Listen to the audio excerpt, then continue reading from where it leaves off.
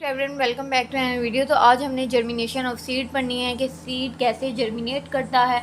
और सीड की जर्मिनेशन ये होती है कि अगर आप लोग देखें कि जो ये ज़्यादातर अराइव करता है और जहाँ इसकी सूटेबल लोकेशन होती है ना, वो टाइम फेवरेबल होती है। इसकी जर्मिनेशन, इसकी ग्रोथ कैसे होती है। सीड जर्मिनेशन का प्रोसेस ऐसा होता है कि फर्स्ट जो सीड है वो एम्ब्रियो के अंदर डिवेल्प होता है, उसे हम लोग सीडलिंग भी कहते हैं। ये जो जर्मिनेशन का दुरानिया चल रहा होता है ना एम्ब्रियो के अंदर, सीड के अंदर, इसमें फर्स्ट जो एम्ब्रियो है वो पानी को सोक करता है, मीन्स कि सक टाइप करता है। उसके बाद इसका सबब ये होता है कि जो एम्ब्रियो होता है वो स्वेल हो जाता है, टूट भी जाता है सीड कोट, जिसमें रूट के फर्स्ट पे स्ट्रक्चर ये होता है कि वो मर्ज करता है। रेडिकल मर्ज मीन्स के कह लो अब्जॉर्ब हो जाना, मिल जाना जाके, और वो किसके अंदर प्रेजेंट होता है, सीड के अंदर। इसमें ये होता है ज़्यादातर ये ग्रो कहाँ करते हैं, रैपिडली ग्रो करते हैं बहुत तेज़ी से, और अब्जॉर्ब क्या करते हैं, पानी को, वाटर को और न्यूट्रिएंट्स को जो भी मिट्टी के अंदर होते हैं। ज़्यादातर अगले उन्होंने फेज़ में ये बताया है कि प्लोम्यूल जो होता है वो डेवलप करता है टीनी शूट के अंदर, और ये लोंगेट किसके साथ करता है, लोंगेट करता है टीनी शूट के अंदर, और साथ उसे डेवलप करने के साथ साथ ही come out to soil, in soil मिट्टी की तरफ आ जाता है। उसके बाद उन्होंने बेसिस की बेस ये बताई कि इलॉन्गेशन ऑफ एपिकोटाइल में ये होता है, और एपिकोटाइल ये टू टाइप्स किसकी हैं, जर्मिनेशन की टू टाइप्स हैं जिन्हें एपीजील कहते हैं। एपीजील जर्मिनेशन में ये होता है कि हाइपोकोटाइल इलॉन्गेट करता है एक ऐसी फार्म में जिसे हम हुक कहते हैं। पुल किसे करता है, कोटिलीडन को, किसके अबव द ग्राउंड करता है, कोटिलीडन को अबव द ग्राउंड, एपीजील। इसी तरह इसकी एग्जांपल्स में आ जाते, बीज आ जाते हैं, कॉटन आ जाते हैं, पेपर आता है, ये एग्जांपल किसकी हैं, एपीजील की।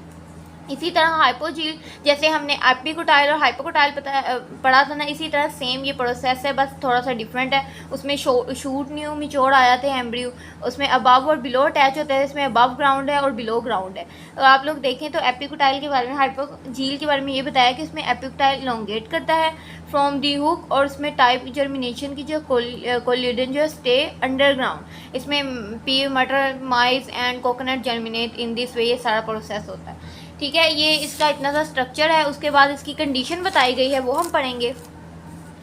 हमने अच्छे से पढ़ ली कैसे होता है प्रोसेस। अब कंडीशन में इसके ये बताया गया है कि इसकी कंडीशन में ये होता है कि जितने भी सीड की जर्मिनेशन होती है ना, तो ये डिपेंड किस पे करते हैं, दोनों पे, इंटरनल पे भी और एक्सटर्नल। इंटरनल मीन के अंदर वाले बीज का हिस्से भी इस पर डिपेंड कर रहा होता है, बाहर वाला भी। ज़्यादातर इंटरनल कंडीशन में ये होता है कि जो एम्ब्रियो है वो लाइव यानी सर्वाइव कर रहा होता है, और सफिशेंट फूड स्टोरेज हो रही होती है। ज़्यादातर ये होता है, इसमें इंपॉर्टेंट जो फैक्ट ये होता है कि इंटरनल कंडीशन में इंक्लूड होता है पानी, ऑक्सीजन और फेवरेबल टेम्परेचर। इसी तरह वाटर मॉइस्चर में ये बताया है कि जो सीड्स होते हैं, बीज होते हैं, वो ज़्यादातर पौधों में उन्हें लो वाटर कंटेंट होता है, जबकि जर्मिनेट में ये सीड कोट के अंदर लो वाटर कंटेंट नहीं होता, और ना ही टिश्यू जो है लिमिट करते हैं पानी के अंदर।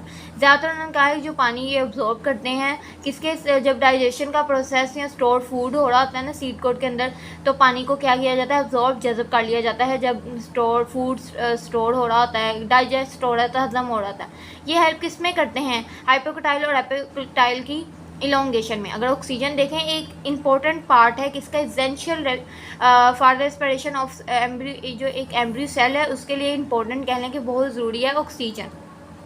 टेम्परेचर का नाम बताया है कि सीड जो मुख्तलिफ है, ग्रेटली देयर टेम्परेचर, ये रिक्वायर्ड क्या करता है, जर्मिनेशन। इसका ऑप्टिमम टेम्परेचर जो है वो सीड के लिए मोस्ट प्लांटेड रेंज है, उसका जो इम्पोर्टेंट टेम्परेचर होता है वो 25 to 30 डिग्री सेल्सियस होता है। तो आपने एमसीक्यूज़ के तौर पे अच्छे से याद रखना। तो यस, ये था आज का लेक्चर। अगर आपको मेरी वीडियो अच्छी लगी हो तो मेरी वीडियो को ज़्यादा लाइक करें, शेयर करें, and keep supporting, keep loving, lots of love.